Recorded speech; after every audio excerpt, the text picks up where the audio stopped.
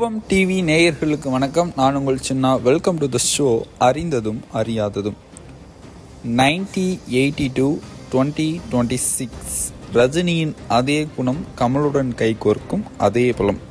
கமலை போலவே ரஜினியிடமும் டெலிஃபோனிலேயே பேசி பத்திரிகைக்கு விஷயம் வாங்கிவிடலாம்.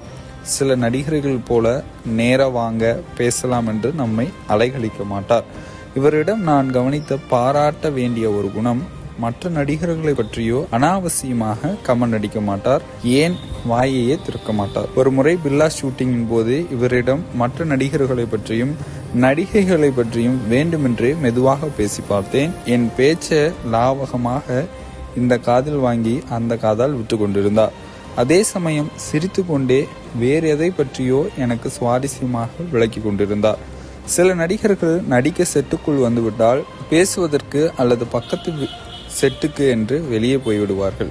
ஆனால் ரஜினி அப்படி இல்லை. நீங்கள் போகலாம் என்று டைரக்டர் சொன்ன பிறகுதான் நகர்கிறார். நாம் முன்பு எப்படி இருந்தோம், இப்போது எப்படி இருக்கிறோம், இனி எப்படி இருக்க வேண்டும் என்று பக்காவாக கணித்து வைத்துக் கொண்டிருக்கிறார் ரஜினி. எந்த முடிவு எடுப்பதானாலும் நிதானமாக நன்கு யோசித்து தான் முடிவெடுப்பார். கொட்டினோம் கவிழ்த்தோம் என்று பரபரக்க தன் சொந்த காரியங்களை செய்ய மாட்டார். அன்று பில்லா ரஜினியாக இருந்தவர் இன்று வேட்டையன் தாண்டி கூலி வரை வந்துவிட்டாலும் சில குணங்கள் மாறவே இல்லை. அன்று செட்டில் வம்பு பேச மறுத்த அதே ரஜினி தான் இன்றும் சமகால போட்டியாளராக கருதப்படும் கமலஹாசனை பற்றி ஒருபோதும் எதிர்மறையாக பேசியதில்லை. மாறாக ஒவ்வொரு மேடையிலும் எனது அருமை நண்பர் கமல் என்று தொடங்குவார். அன்று இருந்த அதே லாவகம் இன்றும் அரசியல் அல்லது சினிமா சர்ச்சைகளின் போது ரஜினியிடம் வெளிப்படுகிறது.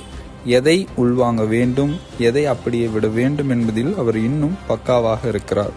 நீங்கள் போகலாம் என்று இயக்குனர் சொல்லும் வரை காத்திருக்கும் அந்த ஒழுக்கம்தான் இன்று லோகேஷ் கனகராஜ் போன்ற இளம் இயக்குநர்கள் வரை ரஜினியை வியந்து பாராட்ட வைக்கிறது. கமல் ஒரு சகலகலா வல்லவர் என்பதால் படத்தின் ஒவ்வொரு துறையிலும் தன் பங்களிப்பை வழங்குவார்.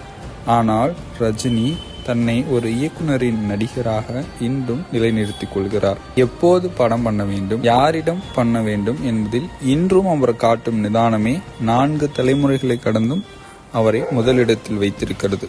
1980களில் ரஜினி கமல் இருவரும் தனித்தனி பாதையில் பயணிக்க முடிவெடுத்த போது இருந்த அதே தெளிவு இன்றும் மீண்டும் இணைய முடிவெடுக்கும் போதும் இருக்கிறது. அன்று மற்ற நடிகர்களை பற்றி பேசாத அதே பண்புதான் இன்று கமல் தயாரிப்பிலேயே அல்லது கமல் ஃபுல் லென்த் ரோவில் வரும் படத்திலோ ரஜினி தயக்கமின்றி நடிக்க காரணமாக இருக்கிறது. கமல் தொழில்நுட்ப ரீதியாக படத்தை செதுக்கினால் ரஜினி அந்த படத்திற்கு தேவையான மாஸ் மற்றும் நிதானமான நடிப்பை வழங்கி சமன் செய்வார். தன் பலம் என்ன, தன் நண்பனின் பலம் என்ன என்பதை உணர்ந்த 2 மேதைகள் இணைவது தமிழ் சினிமாவுக்கு கிடைத்த மிகப்பெரிய அப்டேட் என்று சொல்லலாம். இவ்வாறு விகடன் தன்னுடைய இதழில் நேர்காணல் செய்து பதிவிட்டிருக்கிறார்கள். இந்த நேர்காணல் குறித்த கருத்து மறக்காம கமெண்ட் பாக்ஸில் பதிவிட்டுட்டு போங்க. மீண்டும் ஒரு களத்தில் நான் உங்களை சந்திக்கிறேன். அதுவரையும் உங்களிடமிருந்து விடைபெறுவது நான் உங்கள் சின்னா.